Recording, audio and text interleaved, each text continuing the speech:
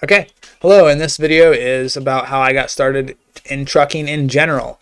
And before trucking, I was fast food and manufacturing and just, living paycheck to paycheck. So I found out that I was going to have my first child, and I'm like, well, something's got to change because, I'm barely making ends meet working at these jobs here. So I decided to, try my hand at trucking, and I went ahead and started out with a company called CRST, Cedar Rapids Steel Transport. And that was back in like 2015, 2016, the early spring, late winter of that year. And so I started with them, and it was a 10-month contract, right? So I would just work for them for 10 months, and they would, provide me with my CDL. And that's what I did. I went out there. It was about 3 to 4 weeks of training with class work for the first week, and then actual truck maneuvering and driving those next couple weeks. And let me tell you a little bit about CRST. It was a CDL mill, right? There was 30 to 50 drivers every week getting their CDL there. They were just shelling out them drivers. And it was, I really don't have much good to say about it. It was okay. I'm sure there was a lot worse programs, and I'm sure there's a lot better programs. But my frame of reference is pretty narrow, so I'm not going to cast too much judgment on them. But I can tell you the pay wasn't great, and in fact, the pay was so bad.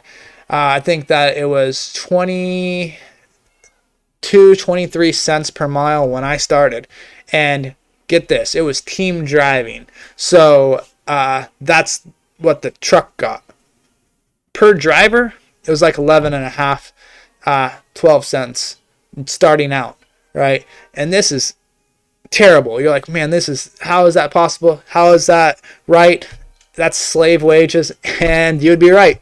Somebody actually created a class action lawsuit that against CRST because they weren't paying the state minimum wage for their time, because there's logged time on duty, and if you're logged on duty and you're not getting paid a minimum wage, then they actually had a lawsuit. And I was fortunate enough to get the memo. This was just literally last year. You could probably look it up in the news article, or maybe even yet.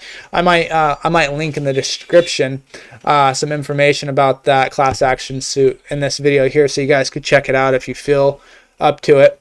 But I received a paycheck 3, 4, 5 years, somewhere around there, after I've left that company.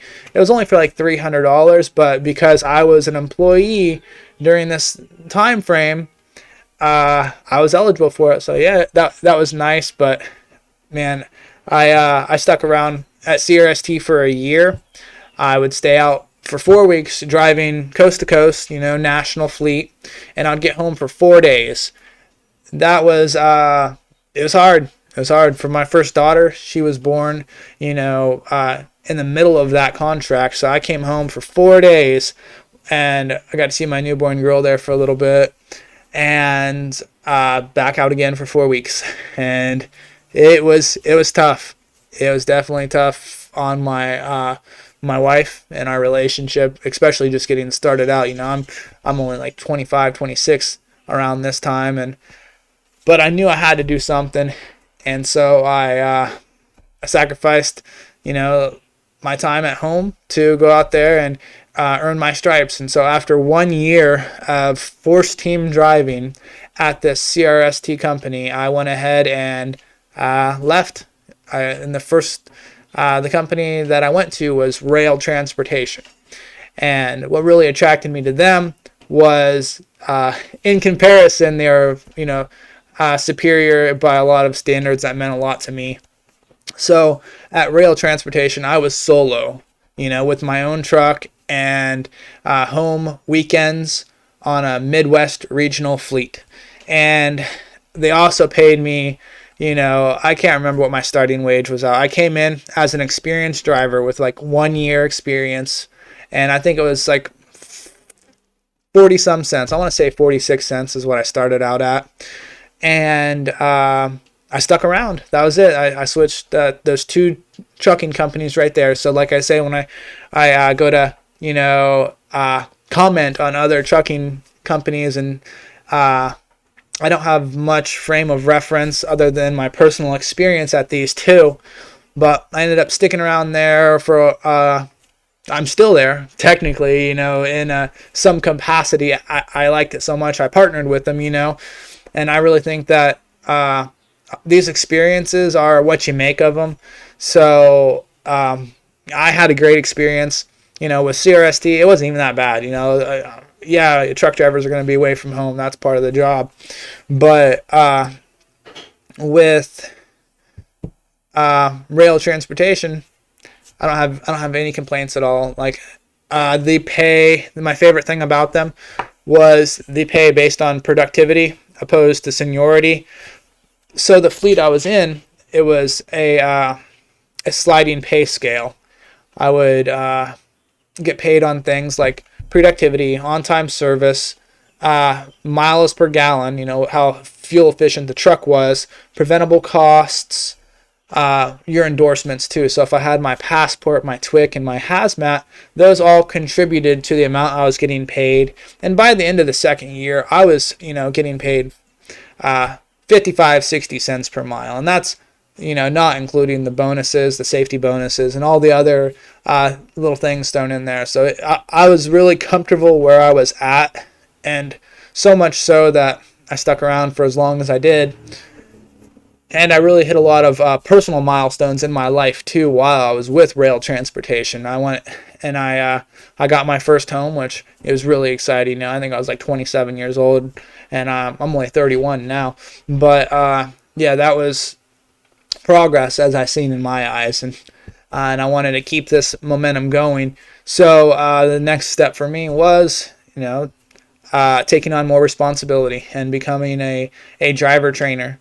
And so I did that for about 6 months, maybe a year, as a company driver, and the pay was okay. I think it was only like $30 some a day for the van fleet. It might have been a little bit more for the flatbeds and the reefer fleet. But the one of the biggest incentives was you're able to get a little bit more miles each day because you have two clocks that you're able to, get a little bit more flexible with. So I would start my day and drive for a few hours, and then I'd switch out, and then I'd be on duty for the entire shift of the guy I was training. So going by that metric, I mean on duty in the passenger seat, it really helped my productivity and my numbers, pump them up a little bit. What else do I want to discuss? Let's see. All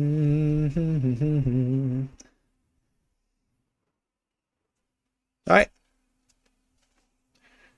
That's how I got started. And that's caught up to where I'm at now. I'll probably end up combining these videos. They're both related.